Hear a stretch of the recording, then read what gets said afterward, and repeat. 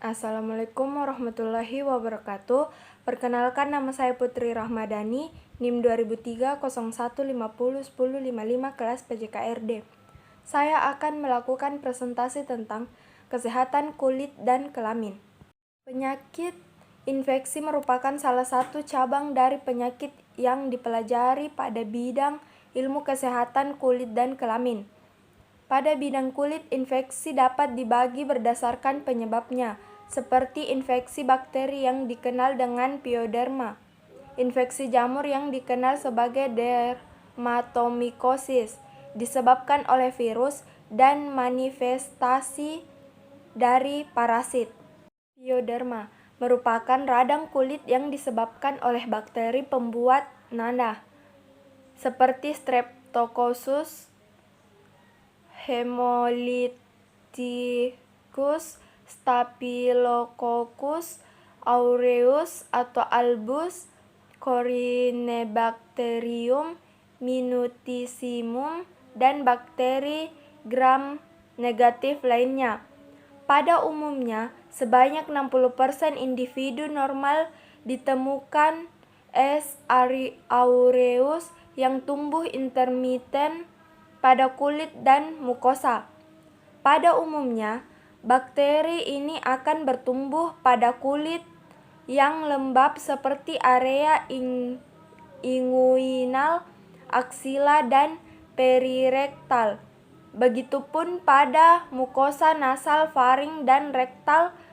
Faktor predisposisi yang dapat menyebabkan bertumbuhnya bakteri tersebut termasuk dermatitis, atopi, diabetes mellitus, kelainan ginjal pada pasien hemodialisa, pengguna obat intravena, disfungsi liver, dan penyakit genetik atau yang berhubungan dengan menurunnya daya tahan tubuh, termasuk di dalamnya HIV, kekurangan gizi, anemia, dan keganasan.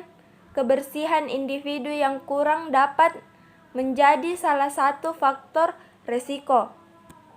Impetigo merupakan pioderma superficialis di mana infeksi berbatas pada epidermis. Impetigo diklasifikasikan menjadi 3, yaitu impetigo crustosa, impetigo bullosa, dan impetigo neonatorum. Impetigo crustosa, penyakit ini disebabkan oleh Streptococcus haemolyticus. Predileksi dari penyakit ini pada daerah wajah, area sekitar hidung dan mulut, di mana hal ini dikarenakan daerah tersebut merupakan sumber infeksi. Kelainan kulit dimulai dengan papul eritem yang menjadi vesikul atau pustul dengan dasar eritem yang dengan mudah pecah sehingga meninggalkan bekas krusta tebal berwarna kuning seperti madu. Apabila krusta tersebut diangkat, tampak erosi di bawahnya. Impetigo bullosa, penyakit ini paling sering disebabkan oleh Staphylococcus aureus dengan predileksi di aksila, dada, dan punggung. Kelainan kulit yang tampak adalah eritema. Bula berdinding tipis berisikan cairan berwarna kuning jernih yang semakin lama menjadi kuning tua dan keruh. Hipopion yang apabila pecah meninggalkan bekas erosi, dan koleret. Bila dilakukan pemeriksaan, Nikolsky memberikan hasil negatif. Bila terjadi akibat toksin yang dikeluarkan oleh bakteri tersebut yang bersifat eksfoliatif, toksin tersebut mengakibatkan terpecahnya desmoglein 1 pada epidermis yang mengakibatkan terbentuknya bula intraepitel. Bila toksin tersebut disekresikan secara lokal ke kulit akan memberikan gambaran impetigo bullosa. Tetapi bila sekresikan secara sistemik akan menjadi staphylococcal scalded skin syndrome, impetigo neonatorum, merupakan varian impetigo bullosa yang terdapat hanya neonatus. Kelainan ini dapat ditemukan menyeluruh. Folliculitis, peradangan yang mengenai folikel rambut. Penyakit ini disebabkan oleh Staphylococcus aureus. Folliculitis dibagi menjadi dua berdasarkan kedalaman infeksi, yaitu folliculitis superficialis dan folliculitis profunda. Folliculitis superficialis dapat disebut juga sebagai Burkhardt impetigo. Kelainan kulit berupa papul eritem atau pustul berbentuk kubah yang di tengahnya terdapat rambut. Folliculitis profunda tempat predileksi di bibir atas dan dagu bilateral. Kelainan kulit berupa papul eritem atau pustul disertai infiltrat subkutan yang dapat diraba. Furunkel, peradangan yang mengenai folikel rambut dan sekitarnya. Penyakit ini disebabkan oleh Staphylococcus aureus. Furunkel umumnya timbul pada daerah yang lembab dan lipatan seperti leher, wajah, aksila, dan bokong. Keluhan dapat berupa rasa nyeri dengan kelainan kulit berupa nodus, eritem berbentuk kerucut, dan terdapat pustul di bagian tengahnya yang bila melunak menjadi abses yang berisi pus dan jaringan nekrotik. Beberapa faktor dapat menjadi pencetus terjadinya furunkel seperti obesitas, gangguan fungsi neutrofil, imunosupresa akibat glukokortikoid, sistemik kemoterapi, dan defisiensi imunoglobulin. Ektima merupakan ulkus superficial yang tertutup krusta yang lekat di atasnya, disebabkan oleh Streptococcus hemolyticus. Pada umumnya mengenai usia anak-anak dengan predileksi tempat yang mudah terkena trauma seperti tungkai dan bokong. Kelainan kulit awalnya berupa vesikopustul yang pecah akan tampak krusta tebal berwarna kuning yang bila diangkat tampak ulkus dangkal terbentuk cawan dengan tepi meninggi. Apabila tidak diobati dengan tepat, maka keluhan ini akan menjadi gangren. Ektima harus dibedakan dengan impetigo crustosa, di mana kedua pioderma ini sama-sama disebabkan oleh Streptococcus hemolyticus dan tertutup krusta berwarna kekuningan. Erysipelas merupakan penyakit ini infeksi akut yang disebabkan oleh Streptococcus. Pada umumnya didahului oleh gejala konstitusi seperti demam, malase, dan didahului oleh trauma. Epidermis dan dermis merupakan lapisan kulit yang diserang.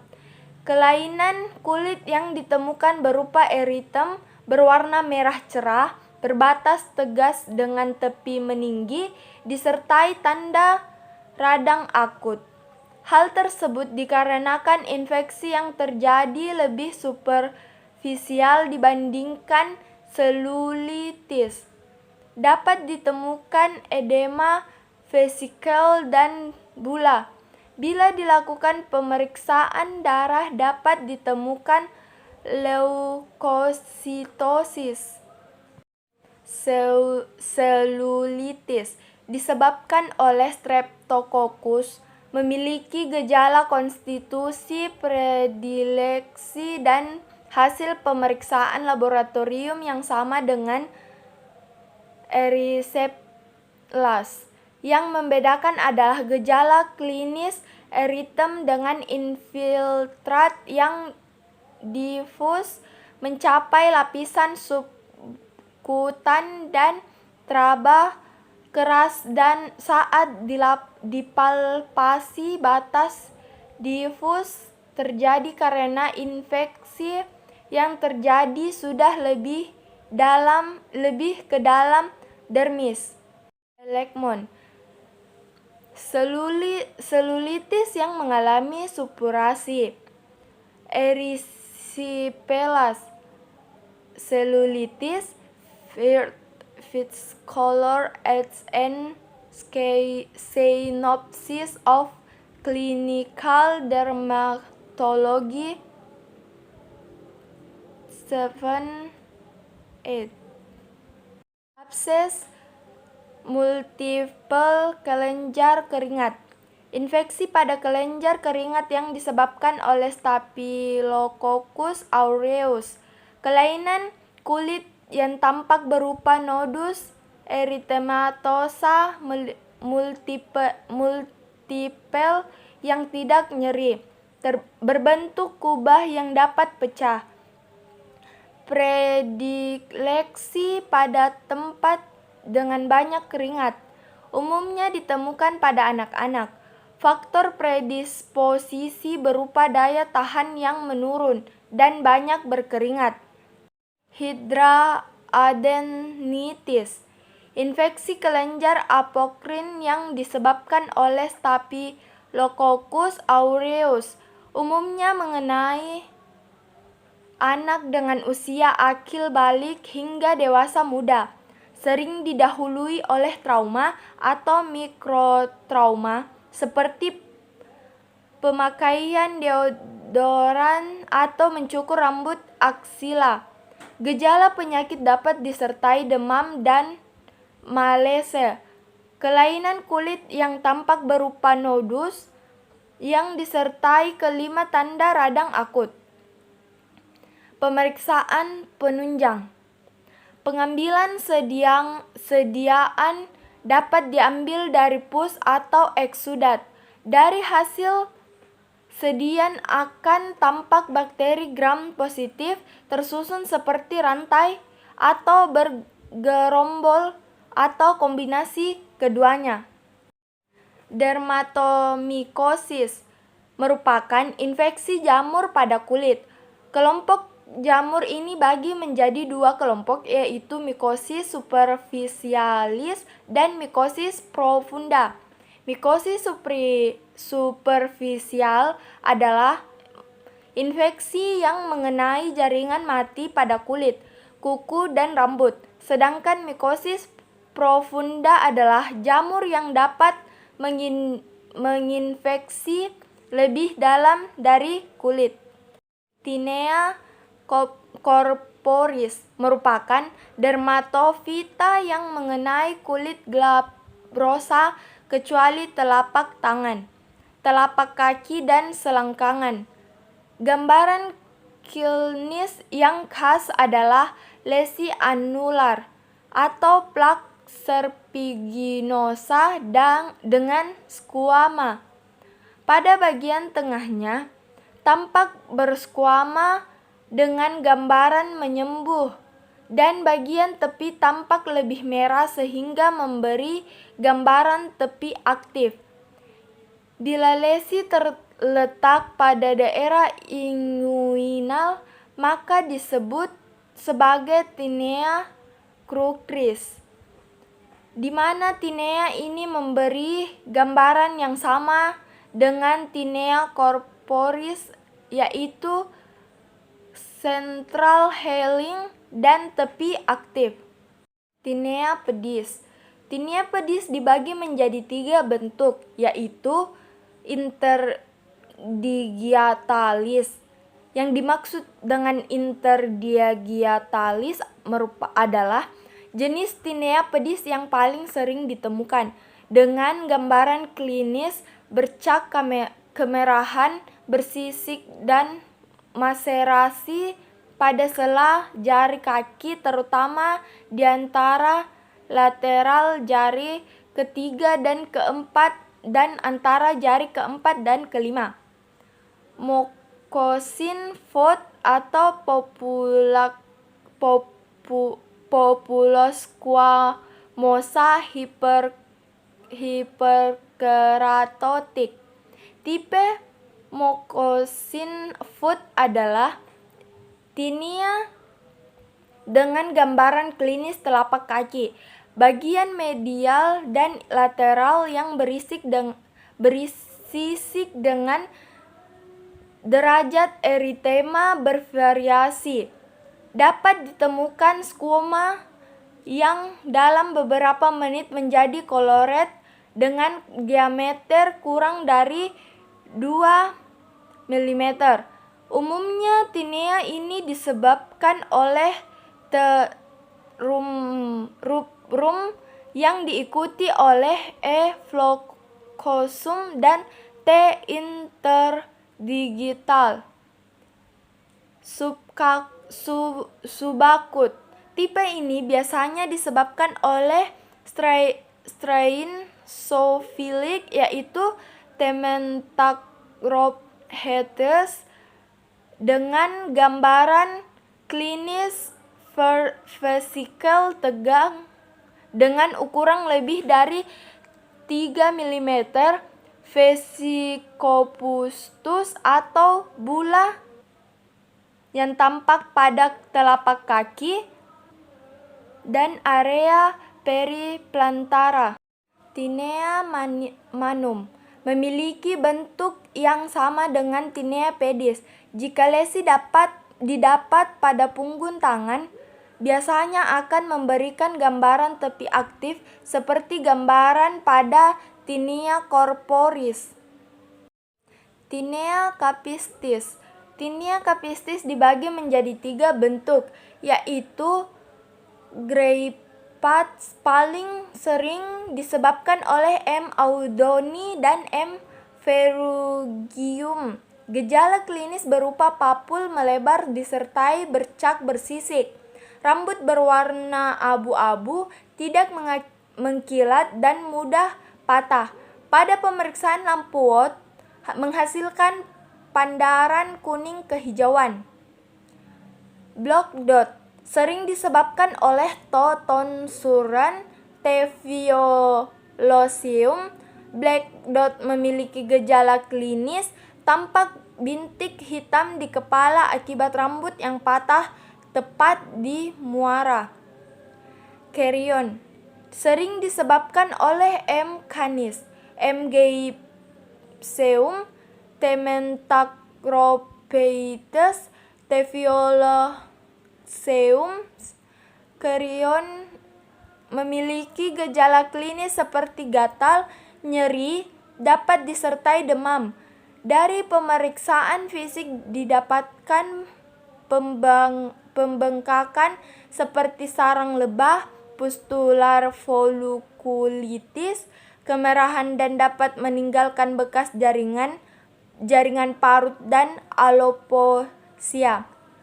Fafus sering disebabkan oleh T. schonleini.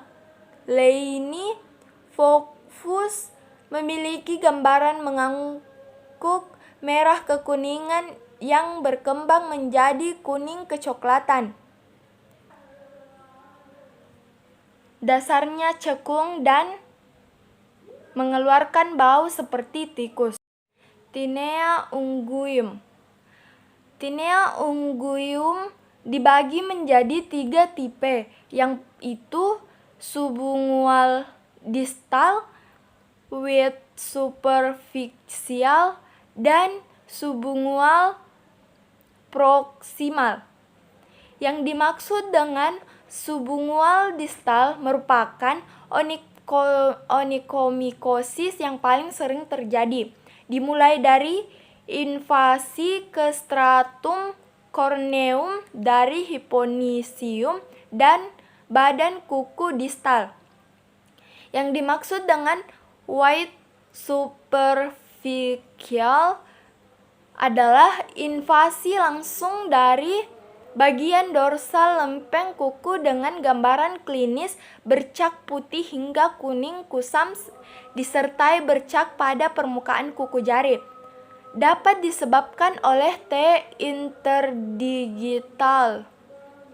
Yang dimaksud dengan subungual proksimal merupakan infeksi dari T. rubrum dan Trichopiton menini dengan gambaran klinis bercak putih hingga kram pada bagian proksimal lempeng kuku yang semakin lama dapat semakin meluas hingga seluruh bagian kuku. Pasien dapat keluhan ini harus di-screening HIV karena tipe ini telah menjadi marker untuk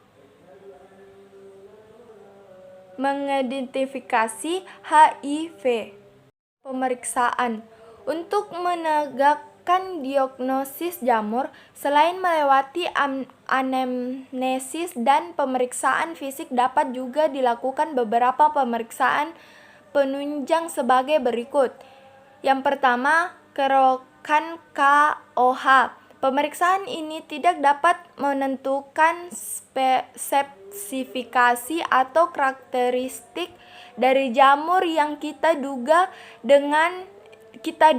sebagai penyebab keluhan, tetapi pemeriksaan ini tetap digunakan sebagai diagnostik dengan tujuan terapi karena cepat dan murah. Pemeriksaan KOH dapat memberikan hasil negatif palsu sebanyak 15%, sehingga apabila klinis pasien mendukung dermatofita, pasien tetap diberikan terapi. Yang kedua, kultur. Kultur jamur menggunakan media Sabouraud dextrose agar atau yang disingkat SDA. Untuk menumbuhkan koloni dibutuhkan waktu 5-7 hari, untuk epidermophyton flocosum dan hingga 4 minggu untuk Trichophyton vernocosum. Media akan ditaruh dalam ruangan dengan suhu 200 Celcius sampai suhu 250 Celcius selama 4 minggu. Ketiga, histopatologi. Biopsi kulit jarang diperlukan dalam penegakan diagnosis dermatofita. Biopsi digunakan untuk mengkonfirmasi diagnosis pada penyakit sistemik yang setelah diterapi tidak memberikan respon atau terjadi perluasan erupsi. Keempat, lampu Watt. Pemeriksaan lampu Watt tidak dapat digunakan pada semua tipe dermatofita. Pemeriksaan ini hanya dapat diberikan gambaran kuning kehijauan pada Tinea capitis tipe Gray Path yang disebabkan oleh M. canis, M. audouini, M. distortum, M. ferrugineum. Non dermatofitosis, pityriasis versicolor, atau dalam bahasa awam disebut panu, disebabkan oleh Malassezia sp, di mana spesies terbanyak penyebab penyakit ini adalah Malassezia furfur. Hingga saat ini telah ditemukan 14 jenis spesies pada genus Malassezia, di mana 11 spesiesnya terdeteksi sebagai flora normal kulit manusia. Pityriasis versicolor merupakan infeksi superficial Malassezia yang umumnya ditemukan pada remaja dan dewasa, dengan gejala klinis berupa bercak berwarna putih atau kehitaman, dapat disertai rasa gatal ataupun tidak. Rasa gatal semakin bertambah apabila sedang berkeringat. Penyakit ini umumnya ditemukan pada leher, dada, punggung, lengan atas, jarang ditemukan pada skalp dan perut. Dari pemeriksaan fisik tampak makula atau patch hipopigmentasi atau hiperpigmentasi berbatas tegas dengan skuma halus di atasnya. Tinea nigra palmaris. Penyakit ini disebabkan oleh Cladosporium wernickeyi mansoni. Pada pemeriksaan fisik akan tampak makula teguli hitam yang terkadang bersisik disertai hiperhidrosis. Piedra memiliki gejala klinis berupa nodul pada sepanjang rambut. Dari pemeriksaan KOH akan tampak anyaman hifa mengelilingi rambut sebagai selubung. Candidiasis. Candidiasis disebabkan oleh Candida sp yang sebenarnya merupakan organisme komensial pada kulit manusia, orofaring, saluran nafas, saluran pencernaan, dan mukosa genital. Terdapat 15 hingga lebih dari 200 spesies Candida yang berperan dalam penyakit ini. Tetapi spesies yang paling sering ditemukan adalah Candida albicans. Etiopathogenesis. Meskipun Candida sp merupakan organisme komensalisme pada kulit, tetapi dalam kondisi tertentu dapat memberikan keluhan. Hal ini dapat dipengaruhi oleh beberapa hal seperti perubahan flora normal atau perubahan fungsi imun, rusaknya pelindungan kulit atau mukosa. Protozoa.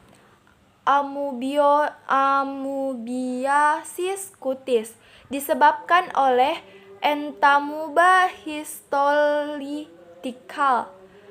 Dapat ditularkan melalui hubungan seksual, disentri, abses hati, dan dari usus ke kulit.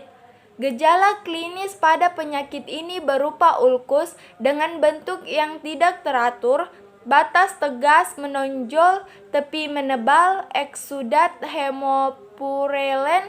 Ulkus timbul cepat dan dapat fructosa. Itulah tadi presentasi dari saya. Lebih dan kurangnya mohon dimaafkan. Wassalamualaikum warahmatullahi wabarakatuh.